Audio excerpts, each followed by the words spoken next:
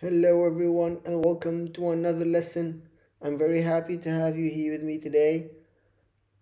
I have I wanted to go over one of the aspects that are very important inside of n8n or any automation, actually any automation software, whether it's Make or n8n. So today I want to go over webhooks. Webhooks are extremely important and extremely useful, especially when you want to communicate with your automation from external sources. So today I will go through that and I'll explain more about this. But before I start, I want to point your attention to my store. Here you'll find all of the workflows that I do in these lessons on n8n. You'll find them here, as well as additional automations that I use that make me money. So you're free to download that, use that, or sell it, do whatever you want. And there's also a beginner's course where I go step by step over the basics of n8n. If you want to get a refresher, or if you're getting started, this would be very useful to you. So I'll put a link in the description. Make sure to check that out. Okay, so I'm now in n8n here. I'm gonna go to the top right button and click create workflow. So in n8n it's called workflow, but in make.com it's called scenario, and sometimes people get that mixed, but it's the same. So I have my first node, which is the trigger node. So this is where you start your automation. So first of all, I like to name my workflow. So I'm gonna name it webhooks, and then I'm gonna click on this button and it says what triggers this workflow. So what starts this workflow basically, and there's a lot. I go through some of them in the course. Make sure to check that out. But what we want to do is go over webhooks today. So on webhook, so once I click on that, it opens this window for me. So it says webhook, and this is pull events from the webhook. So listen to test events, and this is the output. It gives me two. It gives me two URLs. So unlike Make, which gives you just one URL, n8n gives you two URLs. So one called test URL and one called production URL. People get confused when using that, and they somehow go to production at first, and they fall into the trap of things not working. So first you want to go with the test. So this is the URL. So if I click on it, it says URL copied. And if I go from here, now I see that this is the node. It has a lightning bolt next to it, so it's a trigger node. So this starts the workflow, and it has a get. Okay, so I copied the URL, and now if I click test workflow, it keeps on loading here, and it says waiting for you to call the test URL. What does that mean? So a webhook is a way to trigger a workflow from an external resource, from an external source. And the way you trigger a webhook is through an HTTP request. Now, what is an HTTP request? So an HTTP request is just like opening up your browser and typing google.com and pressing enter. So once you do that, you just made an HTTP request. And the HTTP request went and brought you this updated version of the website. Okay, so you can find here in the icon, it's still running. So this is the icon that is still waiting. So if I go and paste my the URL that I got, the test one, okay, and if I click enter, it gives me to this page, and it says message workflow was created. And if I go here, I see this check mark that the workflow is indeed created, and it tells me information about what browser, the cookies, and if there is any information that I got. So this is triggered now. Okay, this triggers the workflow just by putting it in a browser and clicking. Now this could be triggered in a lot of ways. This could be triggered if, for example, if you assign it to a button on your WordPress website, if you assign it to a shortcut on your iPhone, it also works. So anywhere where you can send a request, this would trigger your workflow. It would be like a button to start your workflow. This is as simple as it gets, right? Now, now I got here and this was started. Now, what if I want to send something back? Okay? What if I want to send something back? So if I click on this here, you get a lot of methods. The most famous ones are get and post, to be honest. And here's the path. You can change your path. And here you say respond. So how do I respond? It says immediately, as soon as this node is executed. Now there's other options. So there's when the last node finishes. So it will wait if you have lots of nodes until the last node finishes. And the last one is using respond to webhook node. So if you click on that and you close this, it tells you there's an issue because there's no response. So I want to add a response. So respond to webhook, exactly what we need. So this is the node that responds to the webhook. So it says respond with. Now we can respond with the first item. Okay, we can respond with a JSON. We can respond with a simple text. We can respond with everything, with all incoming items. Okay, let's start with a simple text.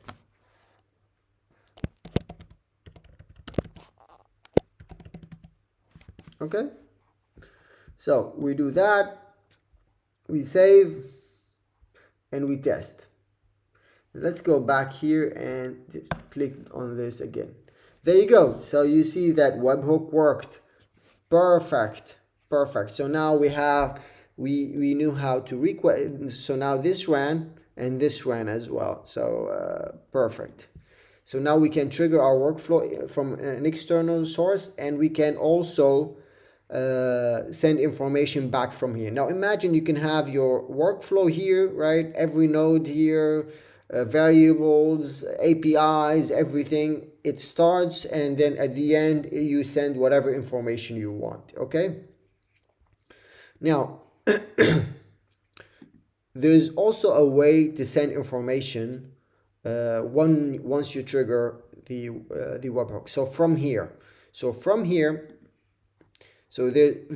we can just click on this URL to trigger it, and we can also send information. And the way to do that is a bit tricky, but hold on. Okay, so once you go to the URL here and you put a question mark, and then you put the name of the field that you want to send. Let's say first name, and you say equal, sorry, Jaden. Okay, so let's click enter.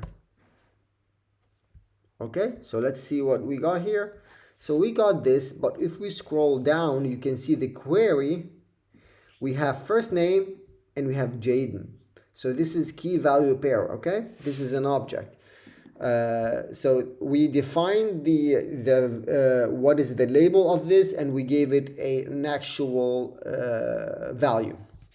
Now we can do a lot of things. Now we can, as simple as it is, we can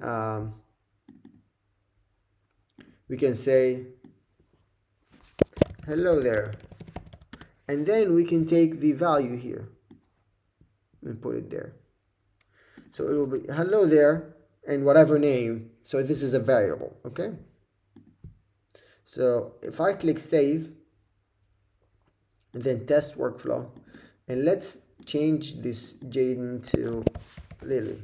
Okay, if I click now, it will say hello there Lily. So it's a variable based on what I give it. Okay, so we just, I mean, imagine what we've done. We just sent something, triggered the workflow, and we sent something within the trigger, like as a variable, right? And then based on this variable, it went through and it gave us a response based on what we gave it. Okay, Now you can do a lot of things, right? Like you can put if nodes. You can check if the name is, if it's something, respond within this way. If it's something else, respond with something else. So whatever you want, you can put the your workflow here, your nodes here, and based on that you can respond back with you can put an AI here.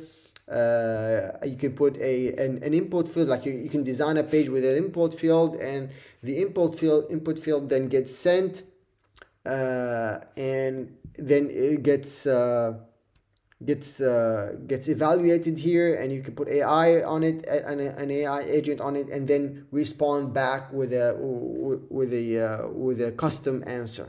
Okay, so this opens up the door, and this is the importance of webhooks on itself, is that a webhook can send information from externally to your n8n workflows. It can start them, it can send information, it can then you can respond back as well. So this is a great way to connect it to a website, to connect it to whatever, an app, to whatever interface that you have externally outside of n8n.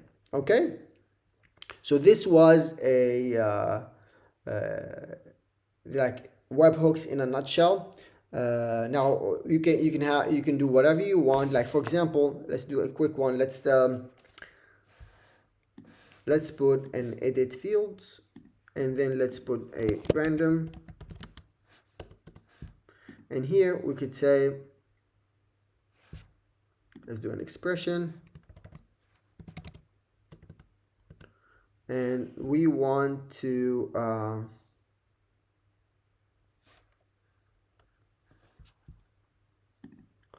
we can do like a quick random. Let's say math. Let's go to math and dot random. Yes. Okay, so this gives us a random number. Okay, so now we have this field. It will run, and then let's put here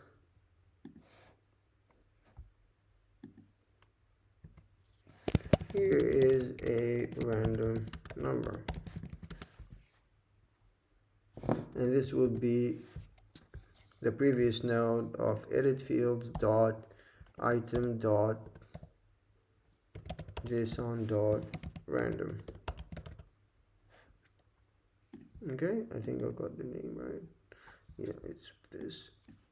Okay, so if I save this workflow and I say test workflow, and if I go here and put enter, there you go. Hello there, here's a random number, and if I want again, yeah, it is you need to run it. So yeah, this is a good way to switch to production. So now in the test URL, if I switch to production and I copy this, I can no longer test this workflow when I'm in production. So what I need to do is activate it, right? And once I activate it, I can go here and say like this, but I need to put the production URL. So don't forget, this is a test. Now there you go, number, and if I refresh, you get a different number each time. Okay, a simple workflow just to demonstrate how webhooks work. And always do not forget, when you're testing, use the test URL, the test webhook, and then once you want to go live and turn this workflow on, copy this production URL and use it and turn it on. Okay, I hope this lesson was beneficial to you guys. If you did like it, give it a like, subscribe below for more lessons, and don't forget to check out the links in the description. Thank you for listening, and see you in the next time.